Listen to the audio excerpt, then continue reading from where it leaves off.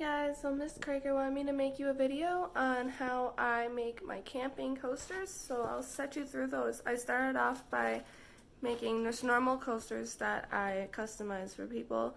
Usually they turn out to be for like their anniversaries. It's kind of just like a side hobby of mine that I do just to make some extra money and just because it's something I enjoy doing.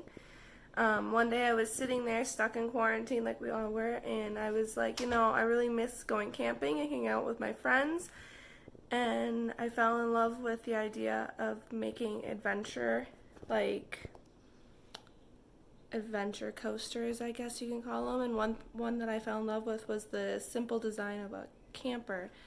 And so I made one, I drew it out, and then I wood burned the outlines, and I was going to leave it.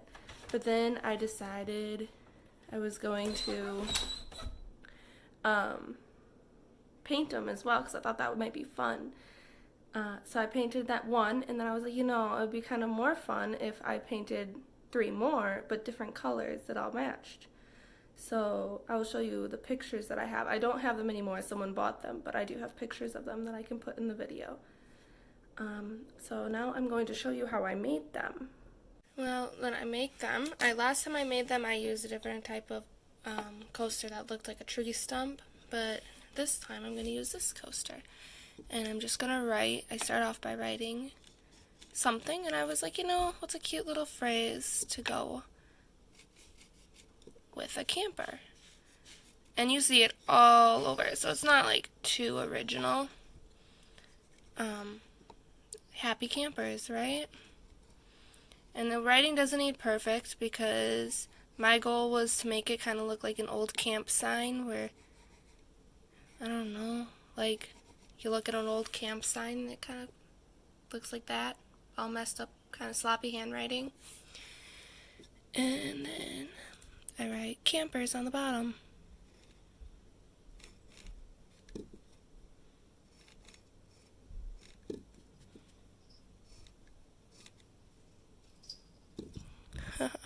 Yeah, I'm using one hand to hold the camera and one hand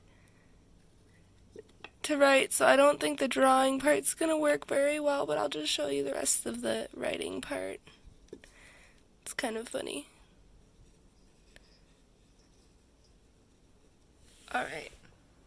Okay, I'll draw the camper and then show you guys that. I got to this part so far of the camper, and I figured this would be a good part to show you. First I drew out like a little circle for the wheel, and it might not look anything like a camper right now. In fact, it kind of looks like a weird race car boat.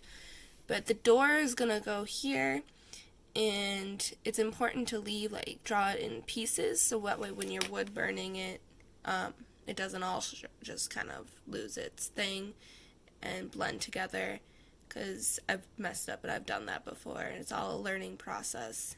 I'm gonna go draw the top half now.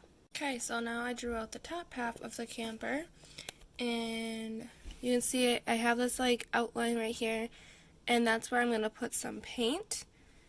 And you have the trim of the camper, and then the door and the window, because it's always important to have a window.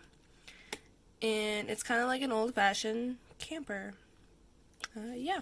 Now, for the fun part, the wood burning. Alright, this pen right here, I like to call it a pen. It's really not. Can get up to 420 degrees, so very, very hot. Do not touch the metal tip. You will burn.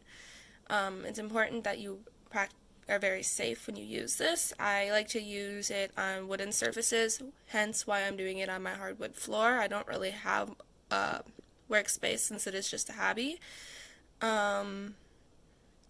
And just be very safe when you do it. What I'm going to do is I'm just going to trace my pencil lines and make an outline for where I want to put the paint. I'm going to do that, and then I will show you the words, and then the bottom half and the top half again. This is what it looks like when you're all done wood burning it. It's just a darker outline. I kind of like it. And it adds like a little indent and texture to the coaster as well. You can't really see it much in person, but definitely you can feel it, and it's there. And then you guys don't, if you're making these yourself or drawing a camper or doing anything, making your own coasters, you don't need to use a wood burning pen. You're not going to get the burnt look, it's not going to do an indent, but you can use a Sharpie or black paint to do the outlining part. It's just a nice place to know where you're going to put the paint next. So I'll do the paint next, and I'll show you, there's a lot of different colors that are involved, and I'll show you how to mix those as well. But yeah, I just want to say that you can do any design and use anything in your life as an inspiration, and just look at your camping trips and think of something that you want to do. Maybe you want to put s'mores on a coaster, or a tent, because you tent, can't use a camper. That's how I do. I tent. Or if you're talented enough, you can try and make a campfire. Or I have a couple of really simple ones where we do a lot of hiking on our camping trips. So I was like, you know what, I'm going to put let's take a hike on a coaster and draw some simple trees. And they turn out to be pretty cool. So you can put anything on one that you think you like. And yeah. Alright, I'll get to the painting part. Alright, so I moved outside because sometimes I just like being outside. It's like my space. And I started off by painting a purple color, but you have to make sure you be very careful around the edges so you don't get it on the burnt part of the outline here, so that still shows on the coaster. Next thing I'm going to do is I'm going to take a white and do the trim and just do piece by piece. Alright, I just finished painting the white, and now I'm going to move on to the bottom part here, and I'm going to do something different because that's the fun in creating things, is you can try different things. I'm going to mix my white paint, and I'm going to mix this gold paint, gold paint, and make a light gold color to put on the bottom. And how I like to do that is I like to take my paintbrush and just kind of dip it in so I don't waste a whole bunch of paint. I don't like to do that because sometimes paint is not cheap, and just mix it into the white slowly until I get the color that I want. You always mix the darker colors into the lighter colors, because if you put too much dark colors, it will get dark way too fast. Fun hint. Alright, so I want it a little bit darker than that, so I'm going to rinse my brush and do it again. Okay, so I just painted it, and you see it, and I kind of mixed the colors, and to me it kind of turned out looking kind of like a cinnamon ice cream flavor color. I don't know. That's kind of silly. I'm going to go ahead and paint the door gold, and because I feel like that's kind of like a natural color door. I don't know.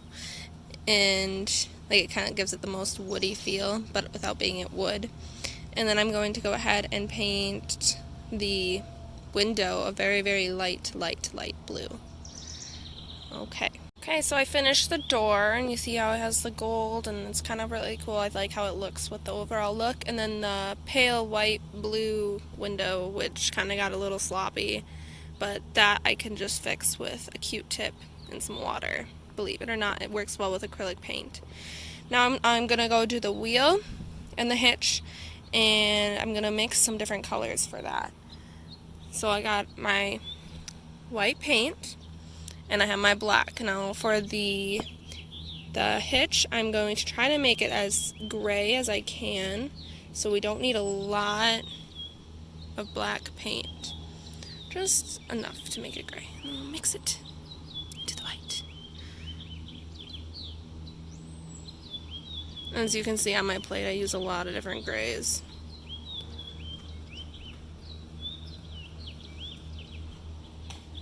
And that's all I'm going to do until it's all gray.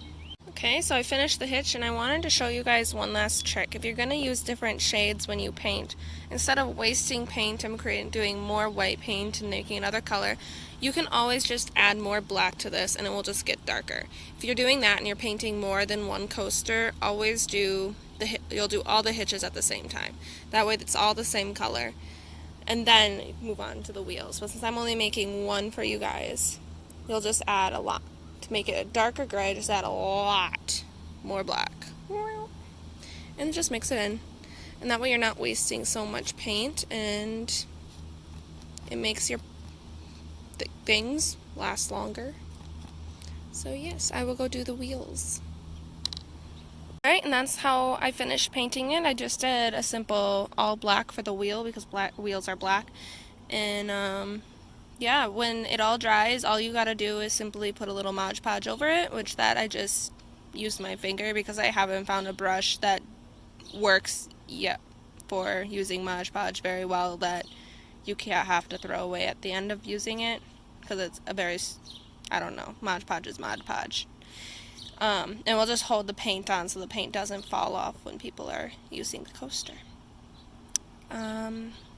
Again, just let your imagination go wild and do whatever inspires you and just put it on there. Simple. Alright, thank you.